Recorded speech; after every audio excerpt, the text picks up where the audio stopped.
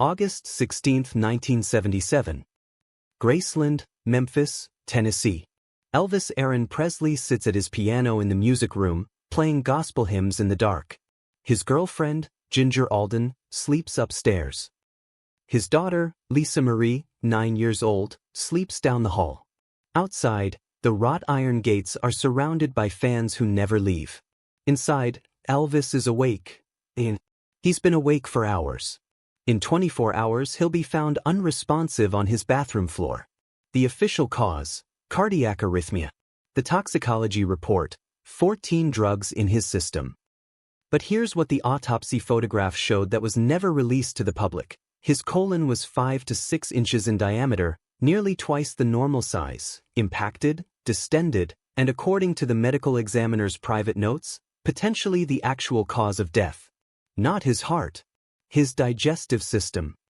For years, Elvis had been chronically constipated, a side effect of opioid abuse and a condition so severe it caused megacolon. The question isn't just what killed Elvis. It's why, in the final 24 hours of his life, no one recognized he was dying from the inside out. Elvis Aaron Presley was born January 8, 1935, in a 2-room shotgun house in Tupelo, Mississippi. His twin brother, Jesse Garon, was stillborn, delivered 35 minutes before Elvis. That loss haunted him. His mother, Gladys, became intensely protective, obsessively close. His father, Vernon, drifted between jobs, served time for check fraud. They were poor, Pentecostal, working-class, Southern poor. Elvis grew up singing in church, absorbing gospel, blues, country. He was shy, polite, inseparable from his mother. At 13, the family moved to Memphis, into the Lauderdale Courts public housing project. Elvis carried a guitar everywhere. He sang in school. In 1953, at 18, he walked into Sun's studio to record a song for his mother. Producer Sam Phillips heard something no one else had: a white boy who sounded black, who moved like black artists moved, who could bridge a cultural divide America didn't know it needed crossed. In 1954, Elvis recorded "That's All Right," and everything changed. By 1956, he was a national phenomenon. Heartbreak Hotel, Hound Dog, Don't Be Cruel, Number One. He appeared on Ed Sullivan, gyrating his hips, scandalizing parents, igniting teenage girls. He was drafted into the army in 1958. While stationed in Germany, his mother died. Gladys, his anchor, his entire emotional world, gone at 46 from hepatitis and heart failure, both linked to alcoholism. Elvis was shattered. He never fully recovered. When he returned to civilian life in 1960, he threw himself into Hollywood, 33 films in 9 years, most of them formulaic, beneath his talent, but wildly profitable. He hated them. But his manager, Colonel Tom Parker, controlled everything. Elvis was a product, a brand. Parker kept him working, kept him isolated, kept him generating income. By 1968, Elvis was irrelevant. The Beatles, the Stones, Dylan, rock had moved on.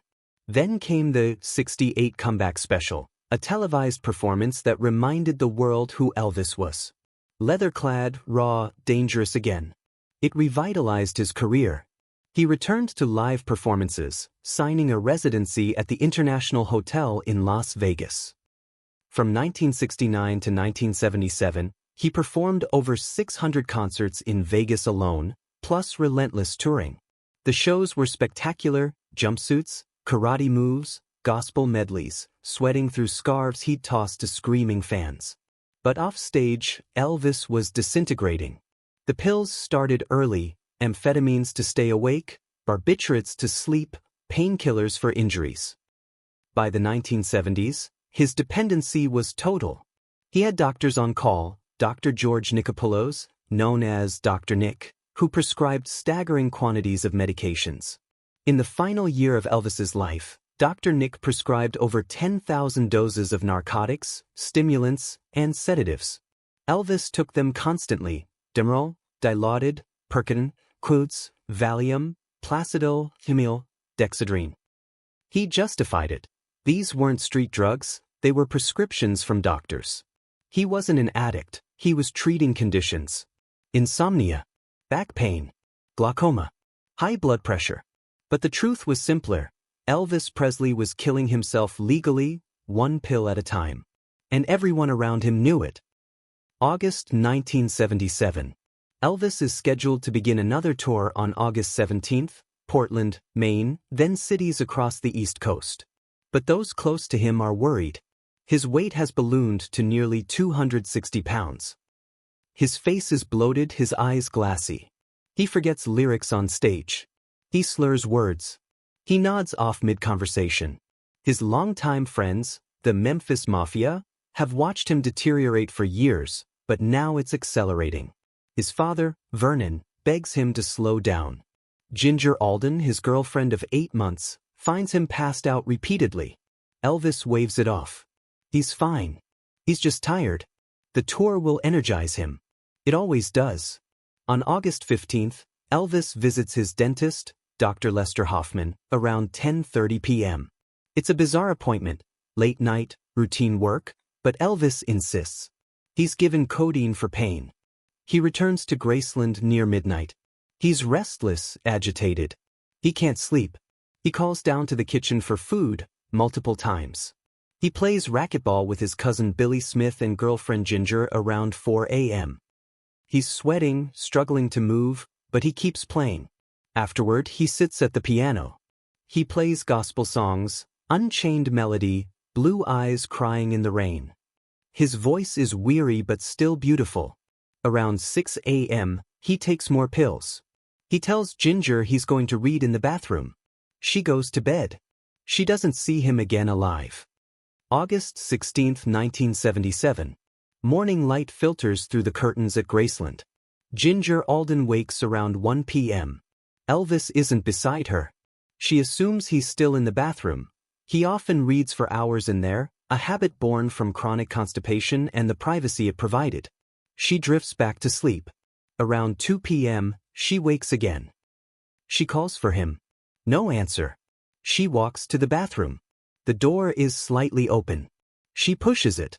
Elvis is on the floor, face down, partially slumped against the toilet, his arms tucked beneath him. He's wearing gold pajama bottoms. His face is discolored, purplish, swollen. She screams. Joe Esposito, Elvis's road manager, and Estrada, a bodyguard, rush upstairs. They find Elvis unresponsive, cold to the touch. Joe immediately calls for an ambulance while they attempt CPR. At 2:33 p.m., paramedics arrive. They find Elvis in full cardiac arrest. No pulse, no respiration, pupils fixed and dilated. Rigor mortis has already begun. They continue resuscitation efforts, following protocol, but privately they know he's been dead for hours.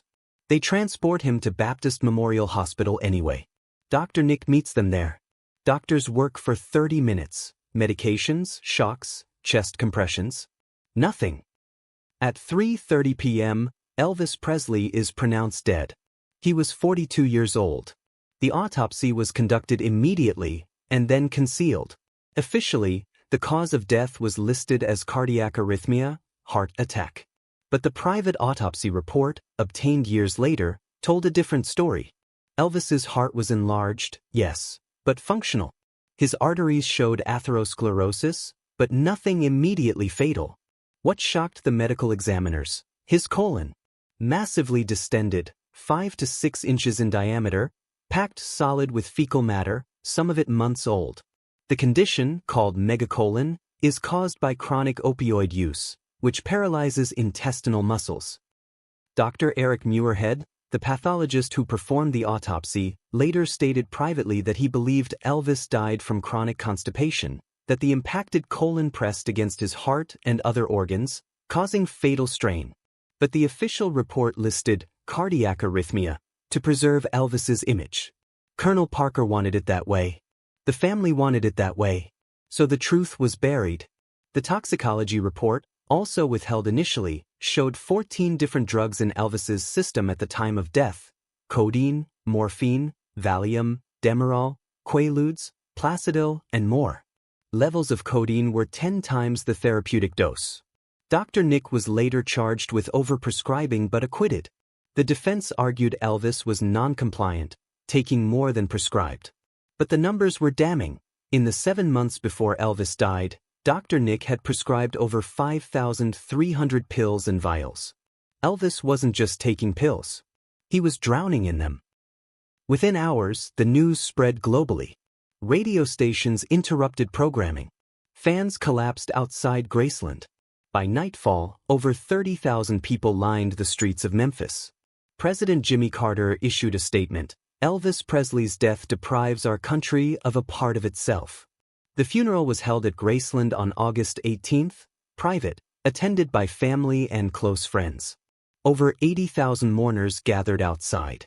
Elvis was initially buried beside his mother at Forest Hill Cemetery, but after an attempted theft of his body, both were moved to Graceland's meditation garden, where they remain today. In the years following his death, the myths exploded. Elvis sightings became a cultural phenomenon. Conspiracy theories claimed he faked his death.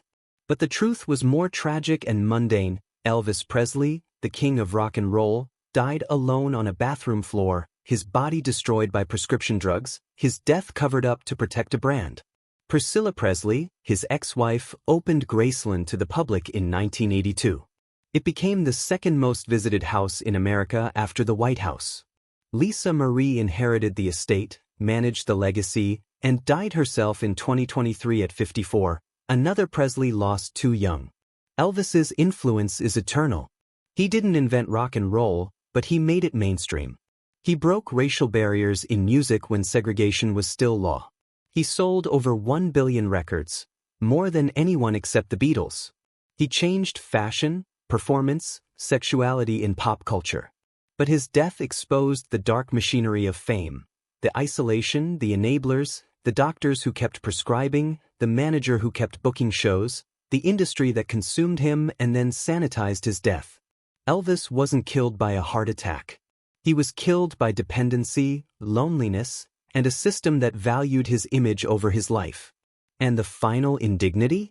Even in death, they lied about what happened. He deserved better. He deserved the truth. Some stories end. Legends don't. This is CLS.